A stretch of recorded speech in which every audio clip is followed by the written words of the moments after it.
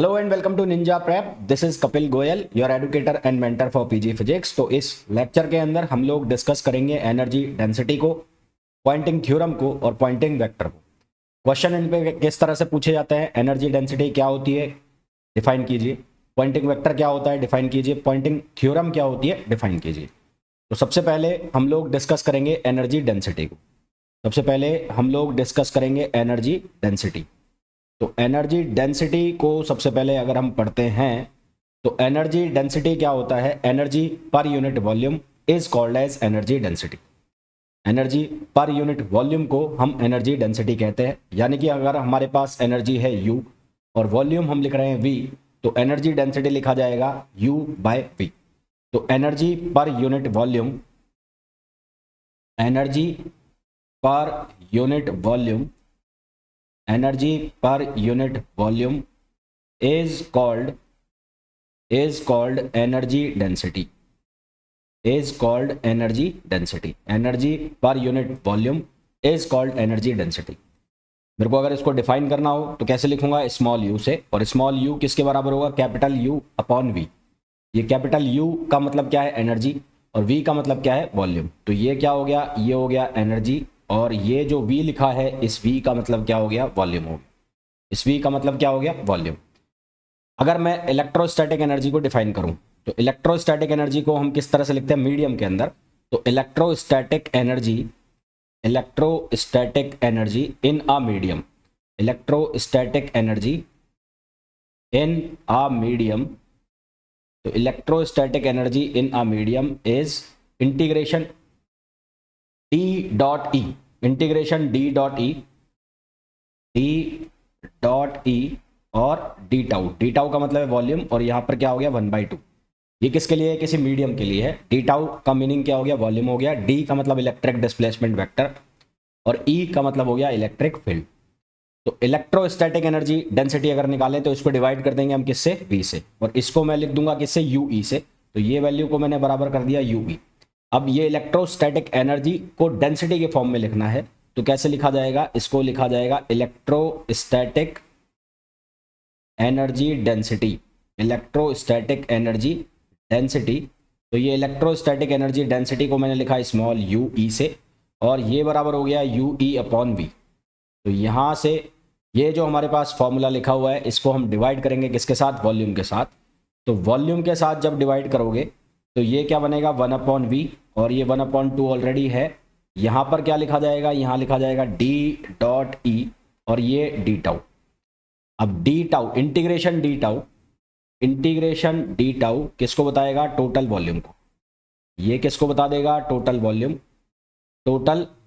और total volume जो है उसको हम लिख देंगे V से। तो UE की वैल्यू हमारे पास कितनी हो जाएगी, ये हो जाएगा 1/2। यहाँ V लिखा हुआ है ऑलरेडी, ये D डॉट E जो है वो बाहर आ गया, और इंटीग्रेशन डी टाउ किसके बराबर हो गया, वॉल्यूम के बराबर हो गया। तो वॉल्यूम से वॉल्यूम कैंसिल आउट हो जाएगा।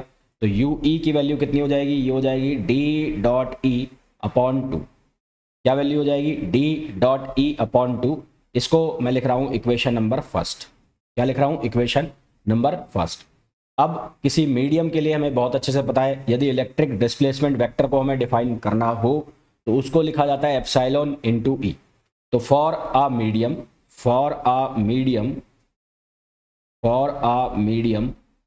D जो है उसकी वैल्यू होती है एप्सिलॉन इनटू E।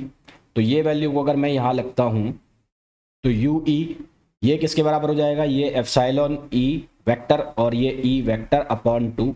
तो E डॉट E ये हमें क्या देगा, E square. E dot E हमें क्या देगा, E स्क्वायर। तो यहाँ से ये जो इक्वेशन है, इस इक्वेशन को कुछ इस तरह से हम लिख सकते हैं, UE equals to epsilon E square upon 2। इसको मैंने लिख दिया इक्वेशन 2। ये जो एनर्जी डेंसिटी है, इलेक्ट्रोस्टैटिक एनर्जी डेंसिटी, ये मीडियम के लिए है। सिमिलरली फ्री स्पेस के लिए क्या चेंज आएगा कि ये D की जगह हम एप्सिलॉन E लिखेंगे। एंड फॉर फ्री स्पेस, अगर मेरे को फ्री स्पेस के लिए डिफाइन करना हो तो फ्री स्पेस के लिए क्या चेंज आएगा, ये D जो है ये हो जाएगा एप्सिलॉन इनटू E।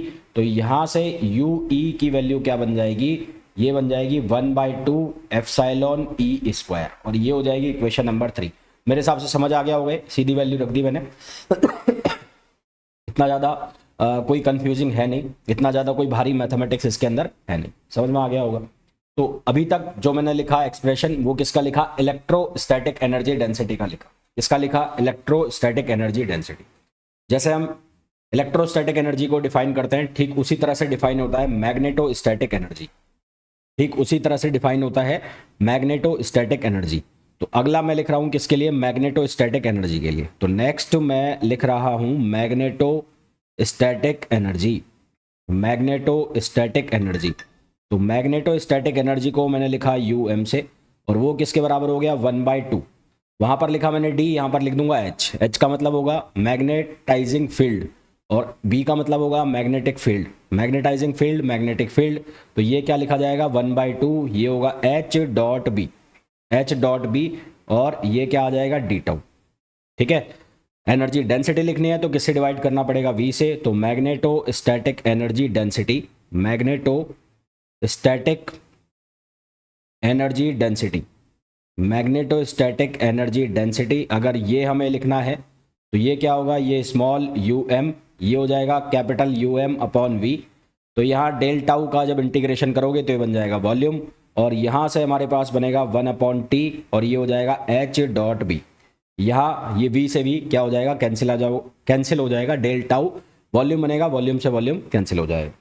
अब जैसे हमने मीडियम के लिए लिखा डिस्प्लेसमेंट वेक्टर को, और किसको, डिस्प्लेसमेंट वेक्टर को मीडियम और फ्री स्पेस के लिए लिखा, ठीक वैसे ही यहाँ पर जो H है उसको भी हम किसके लिए लिखेंगे, मैग्नेटाइजिंग फील्ड को फ्री स्पेस और मीडियम के लिए लिखेंगे। तो यहाँ पर हमें ये पता होना चाहिए कि जो H है वो किसके लिए बराबर होता है, B/μ मीडियम के लिए, और फ्री स्पेस के लिए वो बराबर होता है B/μ0।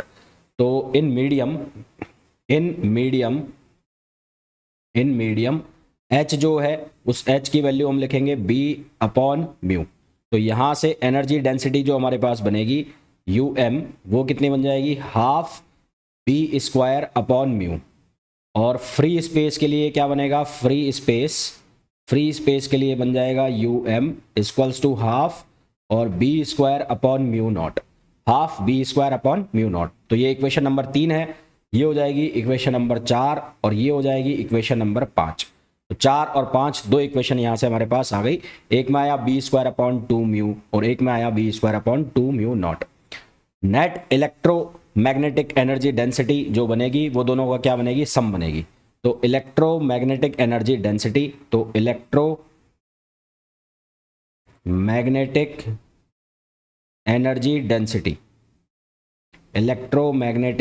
डेंसिटी, इसको मैंने लिखा UEM से। तो ये किसके बराबर हो गई, UE और plus UM, UE plus UM।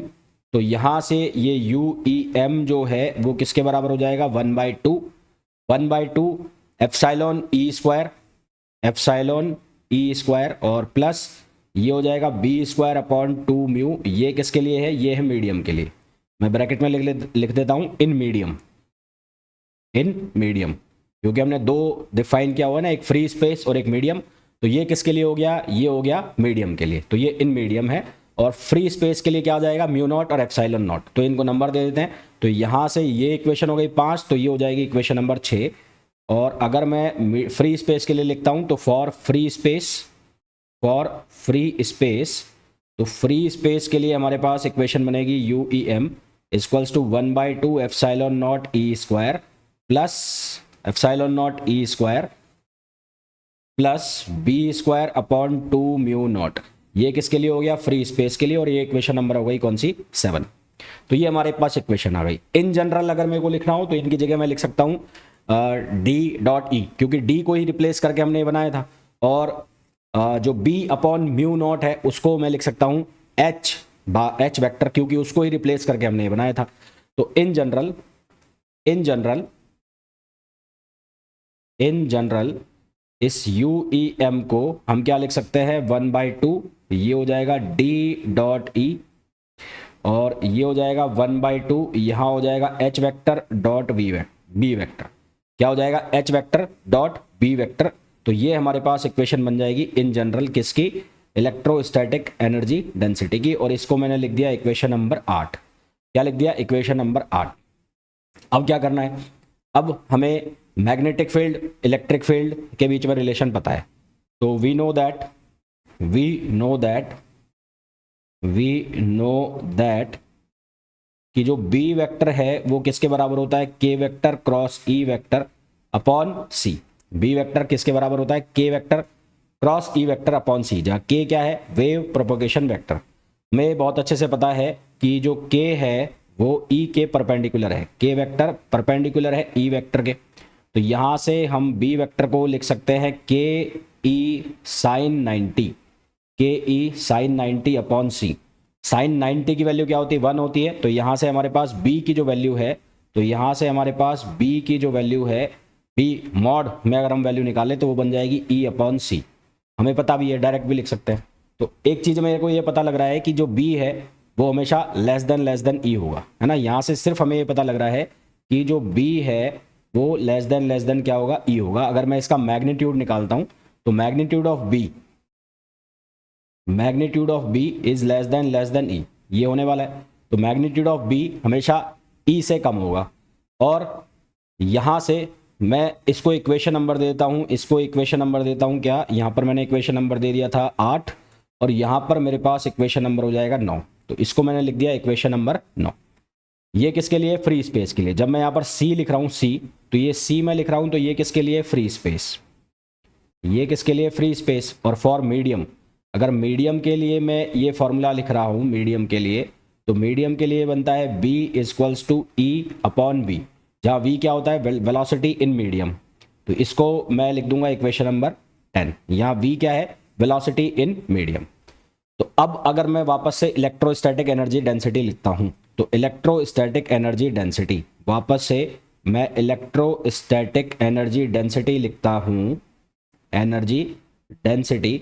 तो ये इलेक्ट्रोस्टैटिक एनर्जी डेंसिटी क्या बनती है, ये बनती है यू ई इक्वल्स टू 1/2, ये हो गया डी वेक्टर और ये हो गया ई वेक्टर, डी वेक्टर और ई वेक्टर। डी वेक्टर की जगह एप्सिलॉन ई लिख सकते हैं, तो वो उससे हमारे पास क्या बन जाएगा, उससे हमारे पास बन जाएगा 1/2 epsilon E square, 1/2 epsilon E square, ये बन गया। अब यहाँ से देखो, यहाँ से ई की जगह मैं क्या लिख सकता हूँ, बी इंटू सी। ई की जगह क्या लिख सकता हूँ, बी इंटू सी, अगर मैं बात कर रहा हूँ फ्री स्पेस की। और अगर मैं मीडियम की बात कर रहा हूँ तो ई की जगह मैं लिख सकता हूँ बी इंटू वी। ई की जगह मैं क्या लिख सकता हूँ, बी इंटू वी। तो 10 से यहाँ से ई की जगह मैं क्या लिख दूंगा, बी इंटू वी। तो यू ई की वैल्यू 1/2, ये एप्सिलॉन लिखा हुआ है, यहाँ पर।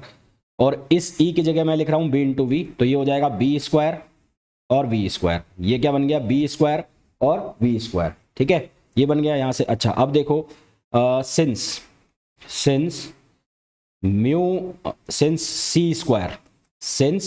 सी square equals to 1/μ0 epsilon naught, ये किसके लिए होता है, फ्री स्पेस के लिए।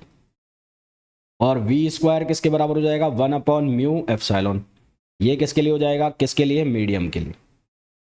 ये किसके लिए हो जाएगा, मीडियम के लिए। तो मैं क्या करूंगा, ये जो वी स्क्वायर है इसकी वैल्यू यहाँ से उठाकर यहाँ सब्सटीट्यूट करूंगा।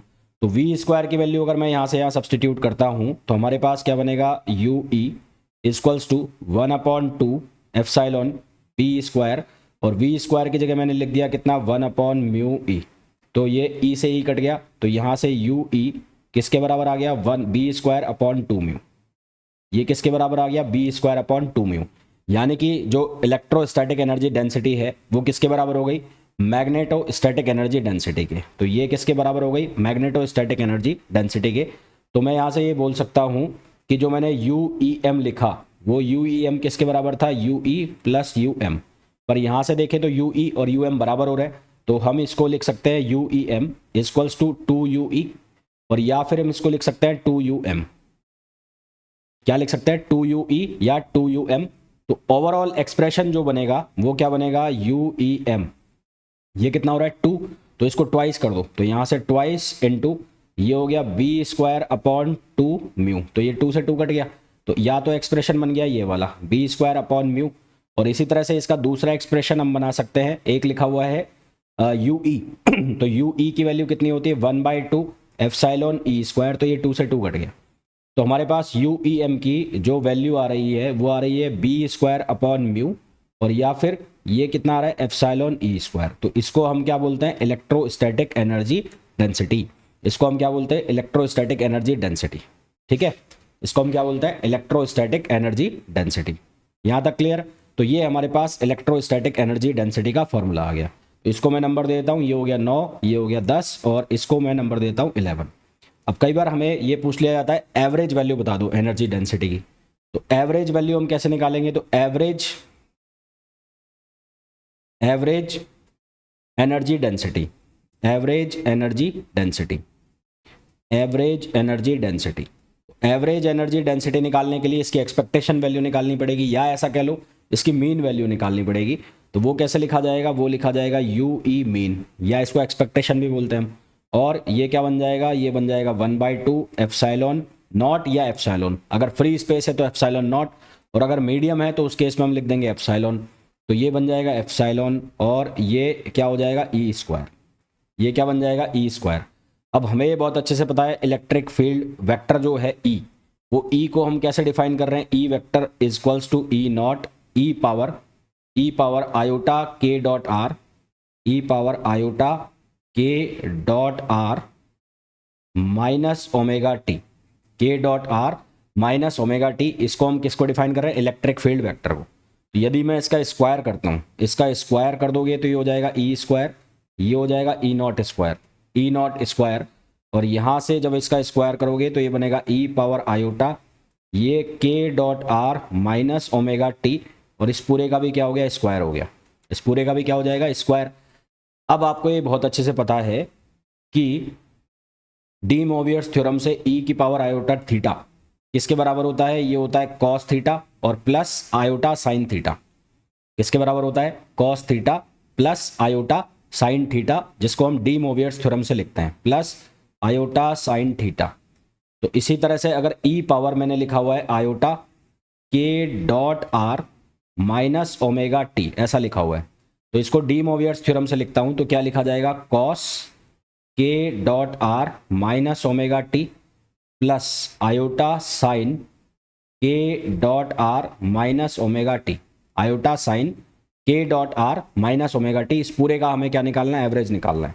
तो कुल मिलाकर मैं ये ई स्क्वायर को किस तरह से लिख लूंगा? इस ई स्क्वायर को मैं ऐसे लिख लूंगा ई नॉट स्क्वायर, और यहाँ इसका एवरेज निकालना है। तो एवरेज किसका निकालना है? Cos omega K dot R, cos K dot R, K dot R minus omega T plus iota sine K dot R minus omega T, और इस पूरे का क्या है? स्क्वायर हुआ है ना, इसी का तो स्क्वायर हो रखा है, तो इस पूरे का क्या बना हुआ है? स्क्वायर। तो ये हो गया स्क्वायर, और ये इसकी हमें क्या वैल्यू चाहिए? मीन वैल्यू चाहिए। इसकी वैल्यू कौन सी चाहिए? मीन। तो इसमें दो पार्ट है, एक है कॉस और एक है साइन। तो आयोटा वाला जो पार्ट है वो कौन सा पार्ट प्रोवाइड कराएगा? Damped oscillation. और जो कॉस वाला पार्ट है वो रियल पार्ट है। तो एनर्जी जो कैरी करेगा वो कौन सा पार्ट करेगा? रियल पार्ट कैरी करेगा, इमेजिनरी पार्ट एनर्जी को कैरी नहीं करेगा। तो energy is carried bye, energy is carried bye, energy is carried by real part. Energy जो है वो रियल पार्ट कैरी करेगा, इमेजिनरी पार्ट एनर्जी कैरी नहीं करेगा, यानी कि इसको हम कंसीडर नहीं करेंगे। इसको कंसीडर नहीं करेंगे तो ई स्क्वायर किसके बराबर हो जाएगा? ई नॉट स्क्वायर, और यहाँ इसका स्क्वायर हो जाएगा कॉस वाले का, और कॉस वाले का स्क्वायर हो जाएगा तो वो क्या बन जाएगा? कॉस स्क्वायर, है ना। तो इसका स्क्वायर करोगे तो ये बन जाएगा ये बन जाएगा कॉस स्क्वायर, और ये हो जाएगा के dot R minus omega T. ये कॉस स्क्वायर वाला हो गया। अब कॉस स्क्वायर जो है उसकी एवरेज वैल्यू होती है 1/2। कॉस स्क्वायर की एवरेज वैल्यू निकालोगे तो वो कितनी आएगी? 1/2। तो one average value of cos square, तो average value of cos square theta, theta की जगह ये एंगल हो गया, तो इसकी एवरेज वैल्यू क्या होती है? 1/2। तो इसका मतलब E square is equals to क्या हो जाएगा? ई नॉट स्क्वायर और by 2, E naught square by 2। ये किसकी वैल्यू हो गई? इसकी एवरेज वैल्यू हो गई। तो मैं एवरेज वैल्यू का साइन लगा देता हूँ यहाँ पर एक बार। तो हमारे पास ये इसकी एक्सपेक्टेशन वैल्यू, इसका स्क्वायर, तो इसकी एवरेज वैल्यू जो आ जाएगी वो कितनी आ जाएगी? वो आ जाएगी 1/2, और ये कितना हो जाएगा? E naught square. तो ये क्या आ गई? इसकी एवरेज वैल्यू आ गई। इसी तरह से इसकी किसकी निकाल लेंगे, मैग्नेटिक फील्ड की। तो सिमिलरली मैग्नेटिक फील्ड के लिए क्या हो जाएगा, बी स्क्वायर, और ये कितना हो जाएगा, ये हो जाएगा B naught square by 2। Similarly magnetic field की हो जाएगा बी स्क्वायर की वैल्यू कितनी हो जाएगी, बी नॉट स्क्वायर बाई 2। अब हमारे पास एवरेज वैल्यू निकालनी है यू ई, तो यू ई की एवरेज वैल्यू वो किसके बराबर है, 1/2 एप्सिलॉन ई स्क्वायर, और ई स्क्वायर की वैल्यू हमने निकाल ली है, वो कितनी आई, ई नॉट स्क्वायर बाई 2। तो ये बना 1/2 एप्सिलॉन और ये ई नॉट स्क्वायर बाई 2, तो यहाँ से हो जाएगा 1/4 epsilon E naught square, 1/4 epsilon E naught square. ये हो गई इलेक्ट्रोस्टैटिक एनर्जी डेंसिटी। इसी तरह से magnetostatic energy density U M, ये क्या हो गया 1/2, है ना, ये वैल्यू क्या हो गई 1/2, और यहाँ पर 1/2 म्यू, और ये कितना हो गया बी स्क्वायर। अब बी स्क्वायर की एवरेज वैल्यू हमने निकाल ली, तो वो बी स्क्वायर की वैल्यू कितनी लिखी जाएगी यहाँ पर, बी नॉट स्क्वायर बाई 2, तो ये बन जाएगा बी नॉट स्क्वायर बाई 2, तो ये बन जाएगा हमारे पास 1/4, और ये क्या बन जाएगा B naught square upon mu. तो ये मैग्नेटोस्टैटिक एनर्जी डेंसिटी की वैल्यू आ गई। ठीक है, ये किसकी वैल्यू आ गई, मैग्नेटोस्टैटिक एनर्जी डेंसिटी की। तो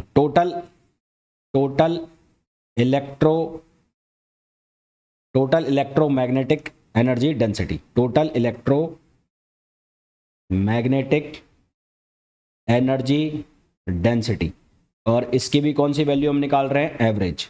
तो टोटल एवरेज वैल्यू क्या आएगी, U E M equals to आ जाएगा यू ई, और प्लस ये क्या आ जाएगा यू एम। तो ये वैल्यू क्या बनेगी, यहाँ से ये बन जाएगी 1/4 epsilon E naught square, plus ये कितना बन जाएगा B naught square upon 4 mu, ये कितना बन जाएगा B naught square upon 4 mu, ये हमारे पास वैल्यू आ जाएगी। ठीक है, ये हमारे पास वैल्यू आ जाएगी। जैसे हमने पहले देखा कि ये दोनों आपस में इक्वेट कर रहे हैं, दोनों बराबर हो रहे हैं, तो वैसे ही इन दोनों को हम बराबर भी लिख सकते हैं। एक तो ये बन गया, एंड यू ई एम, तो ये किसके बराबर होगा 2UE, या फिर ये किसके बराबर हो रहा होगा 2UM, है ना, जैसे हमने पहले बराबर किया था वैसे यहाँ पर भी कर सकते हैं दोबारा। तो ये इक्वल हो रहे होंगे, तो यहाँ से UEM, तो 2 × 1/4 एप्सिलॉन ई नॉट स्क्वायर, तो यहाँ से बना 1/2 एप्सिलॉन नॉट ई स्क्वायर। ये एवरेज वैल्यू निकल रही है, ध्यान रखना एवरेज वैल्यू, ये कौन सी वैल्यू निकल रही है, एवरेज वैल्यू निकल रही है। ठीक है, और 1/2 आ रही है। और इसी तरह से यू ई एम को हम किसके फॉर्म में लिख सकते हैं, मैग्नेटोस्टैटिक के में, तो वो बनेगा 2 × 1/4, वो हो जाएगा B naught square upon mu, तो यहाँ से ये बन जाएगा 1/2 B naught square upon mu. तो ये हमने एवरेज के फॉर्म में लिया। एवरेज के फॉर्म में आंसर अलग है और वैसे आंसर अलग है, दोनों अलग अलग हैं, दोनों को एक साथ मर्ज मत करना। तो ये हमने रिजल्ट निकाला किसका, एनर्जी डेंसिटी का, और आई होप आप लोगों को बहुत अच्छे से समझ आ गया होगा। इसमें ऐसा कोई बहुत बड़ी मैथमेटिक्स नहीं है जो आप ना कर पाओ। स्टेप बाय स्टेप एक बार देख लो, आराम से आपको समझ में आ जाएगा। वैल्यूज आपको याद रखनी है।